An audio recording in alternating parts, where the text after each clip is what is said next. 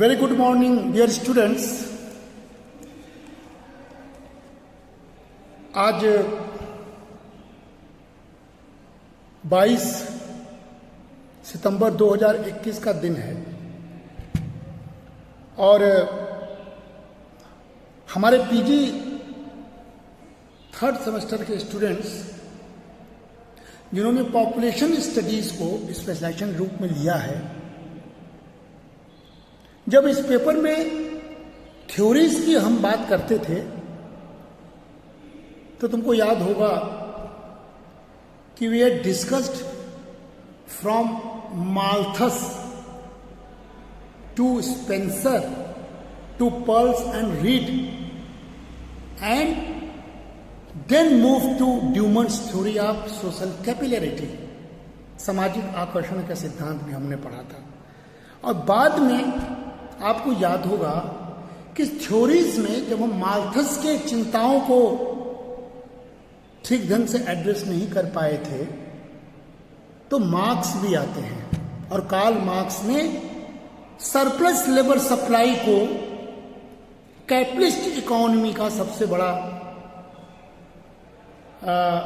स्रोत माना और पॉपुलेशन प्रॉब्लम को कैपिटलिस्ट इकोनॉमी की प्रॉब्लम मानी। ये सारी बातें करते चले गए, लेकिन बाद के दौर में जो students there comes Meadows who gave a beautiful idea regarding the sustainability and the theory called as model called as limit to growth theory, we usually called in short LGT theory. So students, in 1968, a group of about 75 persons belonging to different strata of society from around the world founded the Club of Rome. जब समस्याएं होती हैं तो किसी भी समाज में एक सारे वर्ग के बुद्धिजीवी वर्ग जुटते हैं और विचार विमर्श करते हैं, और उसमें जो मंथन होकर कुछ निकलता है तो उसको सॉल्यूशन के रूप में देखा जाता है। ऐसा प्रोग्रेसिव सोसाइटी में देखा जाता है। तो 68 में 1968 में पूरी दुनिया में जब पॉपुलेशन की वृद्धि, पॉल्यूशन का बढ़ना, रिसोर्सेज का कम होना शुरू हो गया तो चिंता हुई थी और 75 लोगों ने मिलकर एक क्लब ऑफ रोम बनाया। And it believed that the possibilities of continuous growth have been exhausted and timely action is essential in order to avert a planetary collapse. सोचिए 68 में ये बातें कही गई थी कि भाई जो कंटिन्यूअस ग्रोथ हम कर रहे हैं, विकास की आकांक्षाएं हैं, मांग बढ़ाते जा रहे हैं, सारे रिसोर्सेस को हम लोग एक्सट्रैक्ट करते जा रहे हैं, उसकी एक लिमिट है, एग्जॉस्ट हो चुका है, और अगर टाइमली एक्शन नहीं लिया गया तो ये प्लेनेट कोलैप्स कर जाएगा।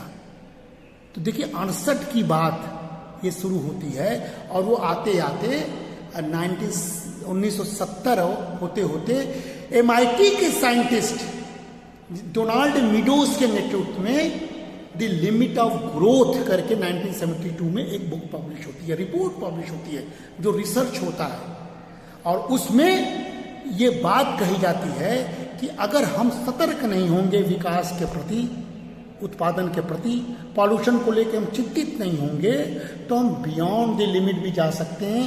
ये कहने वाला मीडोज पहले 72 में कहता है लिमिट टू ग्रोथ थ्योरी, और वही मीडोज 1992 में कहता है कि now we cross the limit and there is a beyond the limit.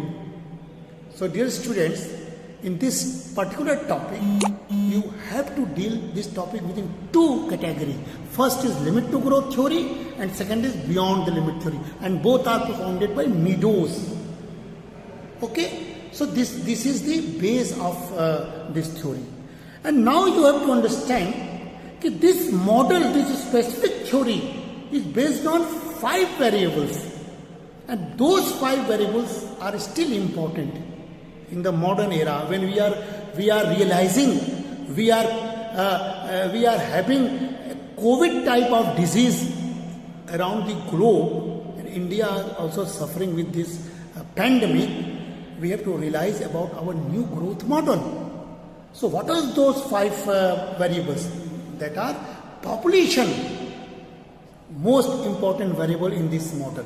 Second is food production.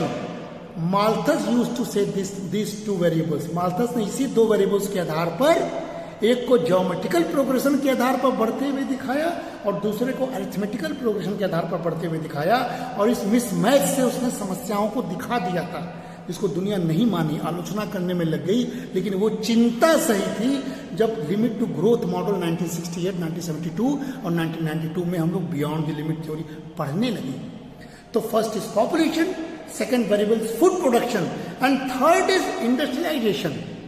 The pace of industrialization has translated into beyond the limit theory.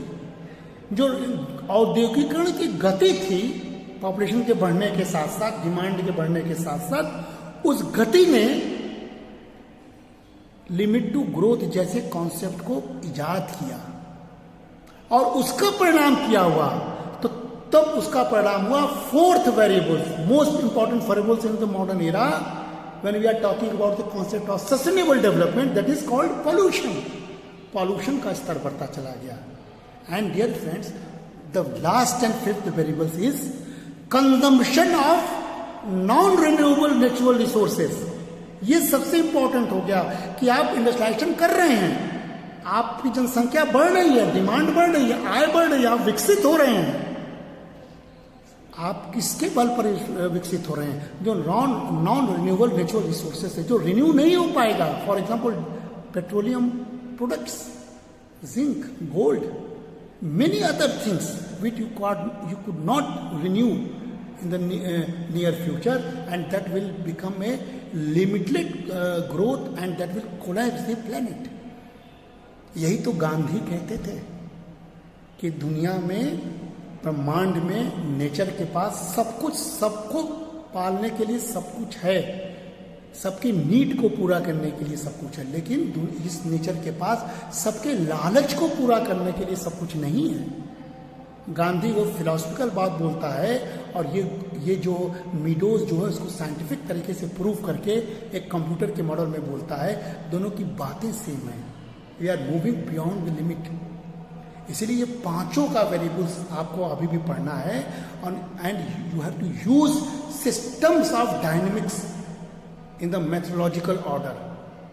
And as Meadows has presented a large and new type of model design to predict the future development of these 5 interrelated variables. ये जो 5 हमने कहा, population, food production, industrial production, non renewable resources and pollution, ये interrelated है. In interrelated variables को आप अलग अलग ढंग से, अलग अलग कंट्री स्पेसिफिक नहीं पढ़ सकते हैं. इसलिए the base of this model is the continued growth leads to infinite quantities. Just listen very carefully. Gandhi के शब्दों से जोड़ो और इंटीग्रल ह्यूमनिज्म के साथ कॉन्सेप्ट को इसको पिरो. आज के संदर्भ में जिस पर बहस चल रहा है, आप एक नया मॉडल दे सकते हैं. हम भारत में नया इकोनॉमिक्स मॉडल दे सकते हैं.